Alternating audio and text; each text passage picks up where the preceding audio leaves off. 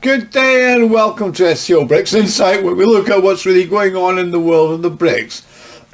The anticipated influx of LNG and liquefied natural gas from US to Europe, which was expected to replace Russian pipeline gas, has experienced a serious decline in market share this year. So what I'm saying is the US's so-called freedom molecules that were going to save Europe from the tyranny of cheap Russian pipeline gas by supplying LNG at 3 times the price is not actually happening.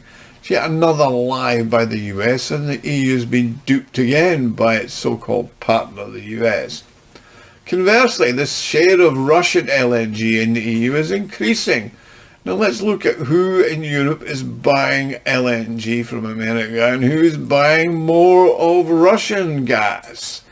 Now, in July, the European Union bought 565.7 million worth of Russian LNG, and that's the highest level since late winter last year, and it's up by 13.5%. Now, Spain was the primary purchaser, increasing its acquisitions by 2.3 times to 240 million euros.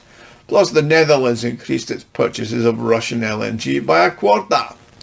France and Belgium saw a reduction in purchases. France still retains its position as the second largest importer of Russian LNG, although it did reduce its purchases by 11% to 210 million euros. Belgium's imports were down by 50% to 47.7 million euros.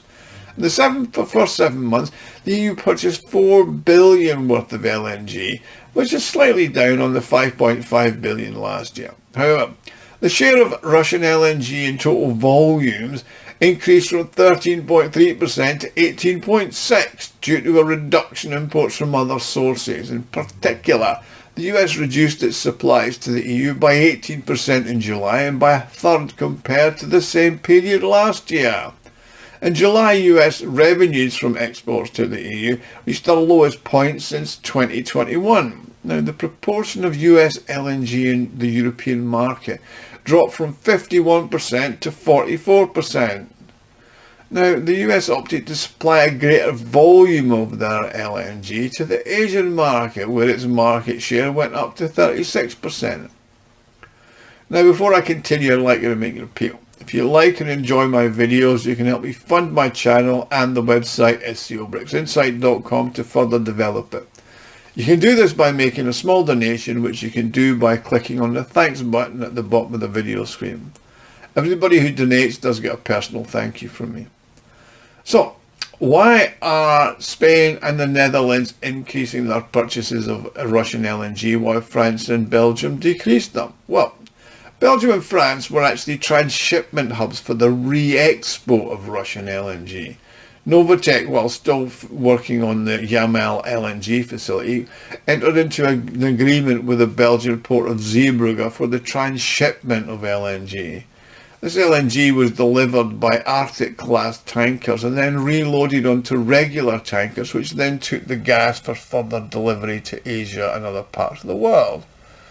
In France, Russian LNG was transshipped from Arctic-class carriers to regular tankers. Now, this was convenient, first of all, because one of the shareholders of Yamal LNG, Total Energy, used its port facilities for the transshipment, says Igor Yushkov, who's a professor at the Russian Financial University and the National Energy Security Fund.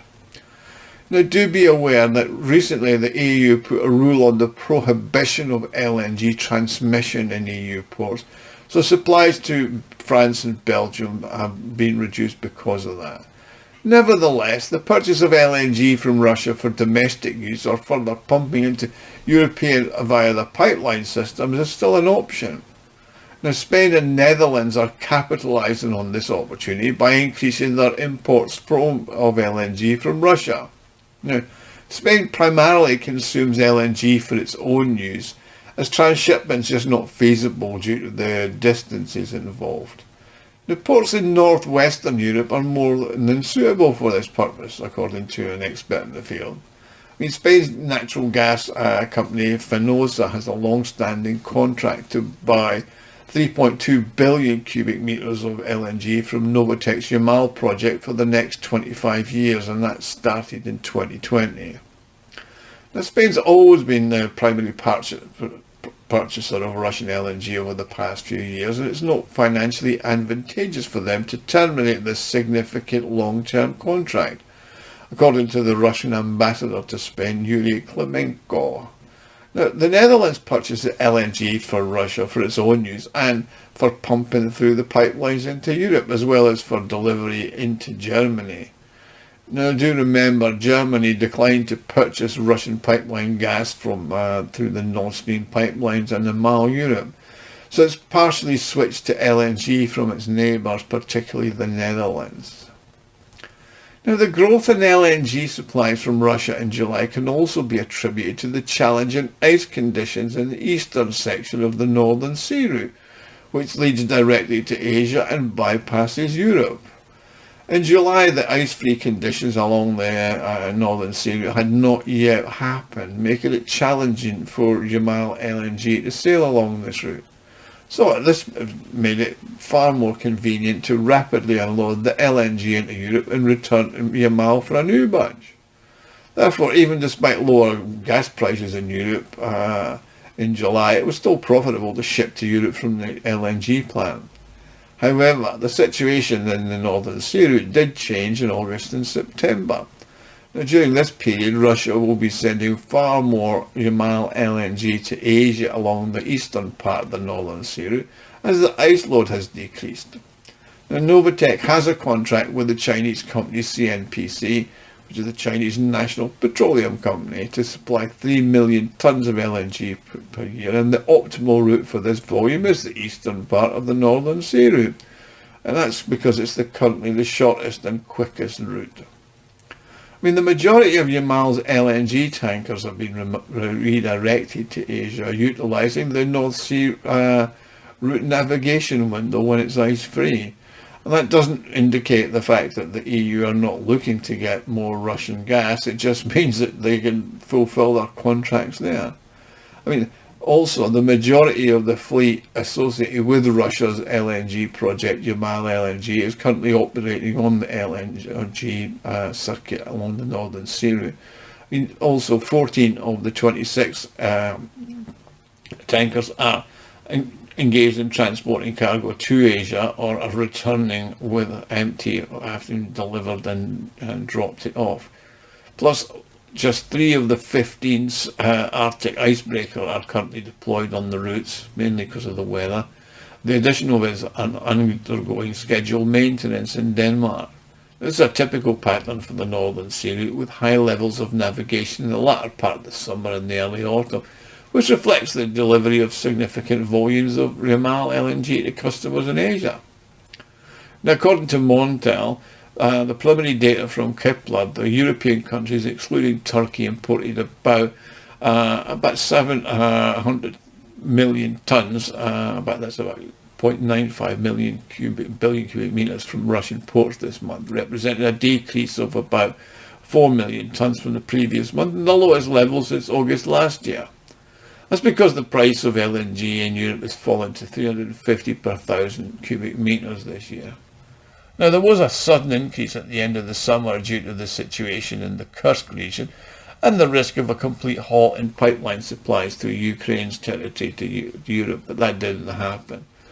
Now, global LNG began flowing from the European market to the Asian one due to the higher price point in Asia. I mean, companies and traders that export American LNG are solely concerned with price indicators, and the destination of their gas is on profitability grounds only. So when prices in Asia become higher than Europe, LNG goes to Asia. So when American or European politicians stated that American LNG would undoubtedly enter the European market and replace Russian gas, they were either lying, it was what we would call a serious misrepresentation of the truth, or the result of a flawed decision by over-optimistic individuals. It's not within the power of any individual or organisation, government or other, to direct the destination of a gas company's output. I mean, the standard practice for American companies is they own the liquefaction plants and they sell the liquefaction capacities. The owners of the LNG then become the traders, who are typically global or major European companies that load the LNG onto tankers and they decide where the gas from the US will be distributed. Now, the US shipped significant quantities of LNG to Asia during the summer month when demand was driven by higher weather temperatures. Now, the suspension of operations at the Freeport LNG plant in July due to Hurricane Beryl also had an impact on supplies. Meanwhile, obviously, the volume of gas reserves in the storage facilities in Europe have reached around 93%. So Russia's share grew naturally, said Albert Korolev, who's a stock market analyst at Broker World of Investments. Now, as reported, Gazprom also increased its pipeline gas exports to Europe in 2024, while Russian LNG supplies to EU countries remain up the same level. So overall, Russia's share of EU gas continues to grow to an impressive 18%, according to the European Commissioner of Energy, Kadri Simpson. So as we can note, the US has promised to unlimited quantities of freedom molecules to replace Russian gas, was yet another of the lies told by Americans. And the EU should be grateful that Russia is not acting in a vindictive manner like the EU and the US have towards it. It's also worth noting that how much longer will Europe be able to afford to buy gas from Russia, given that their economies are drowning in debt and their currencies are collapsing. Russia will probably require payment to something other than fiat countries in the future. Anyway, thanks for watching. Please like and subscribe. And if you want to help, please help me fund the channel by clicking on the thanks button. Obviously, hit the comments button because I love to hear from you all. Thank you.